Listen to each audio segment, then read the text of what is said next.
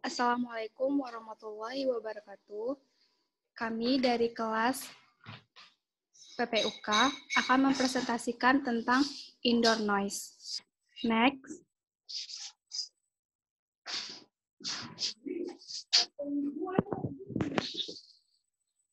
Next ya.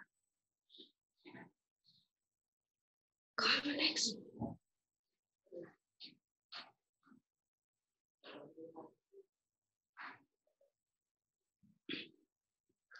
Definisi kebisingan.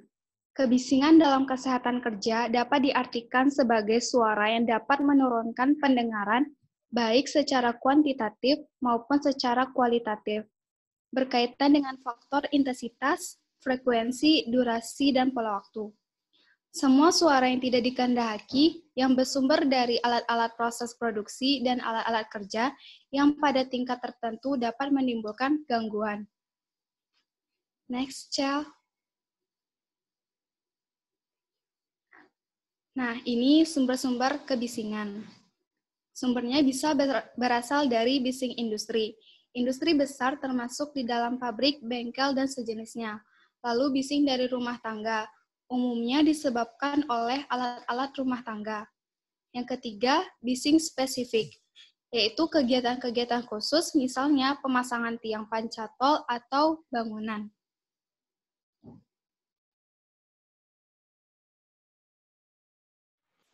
Selanjutnya adalah sumber kebisingan indoor.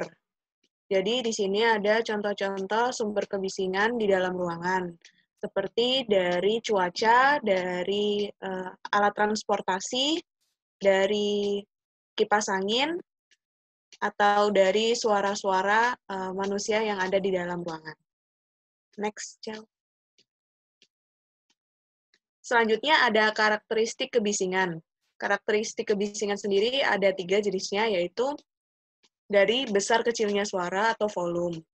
Yaitu semakin keras kebisingan, semakin besar pengaruhnya dalam komunikasi verbal, dan semakin tinggi perhatian dan stres yang diasosiasikan dengan kerasnya kebisingan.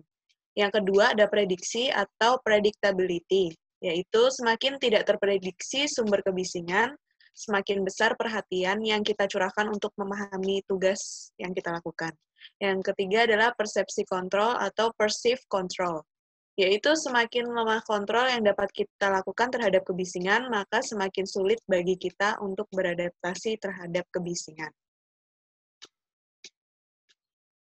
Berikut konsep atau penghalang sumber kebisingan. Thanks, Jeff.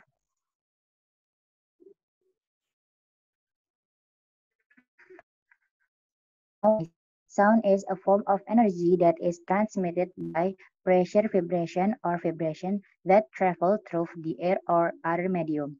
Sound waves combine and reach a listener via the direct and indirect pathways. Noise nuisance is expressive and is excessive noise or disturbance that may have a negative effect on health. The Building Regulation, approved document E, it describes noise as an unwanted sound.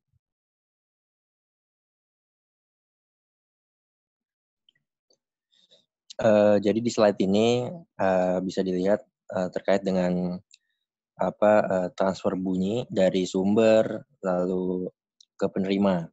Jadi ada salah satu yang kemarin juga sempat dibahas di kelompok sebelumnya, transmisi suara yang nantinya disalurkan dari sumber ke penerima. Next. Nah, ini ada pembahasan tentang akustik di sebuah ruangan. Jadi, room acoustic pertains to the physical characteristic of a space for the hearing of direct and reflex sound.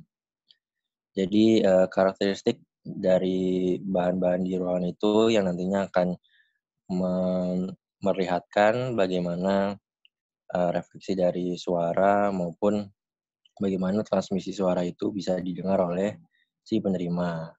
The persistence of the sound create unwanted room with high level of the reflex sound may have poor room acoustic depend on the use of the room science background noise and interference with the ability to understand speech. Lalu yang ketiga, the time required for the sound to be absorbed gradually and reduced below hearing level.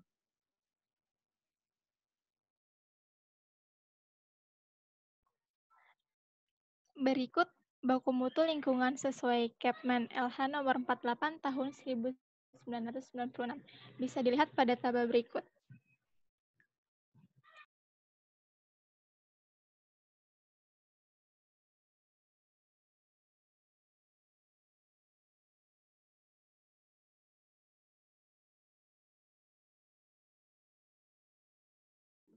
Pengaruh kebisingan itu ada gangguan fisiologis, psikologis, komunikasi, dan pendengaran atau ketulian. Gangguan fisiologis itu dapat berupa peningkatan tekanan darah, nadi, dan dapat menyebabkan pucat dan gangguan sensoris. Untuk psikologis, bisa berupa tidak nyaman, kurang konsentrasi, emosi, dan lain-lainnya. Untuk komunikasi, bisa menyebabkan terganggunya pekerjaan, dan ketulian untuk yang terakhir. Next. Pencegahannya bagaimana? Suatu tempat kerja yang melebihi nilai ambang batas harus menerapkan program konservasi pendengaran atau hearing conservation program.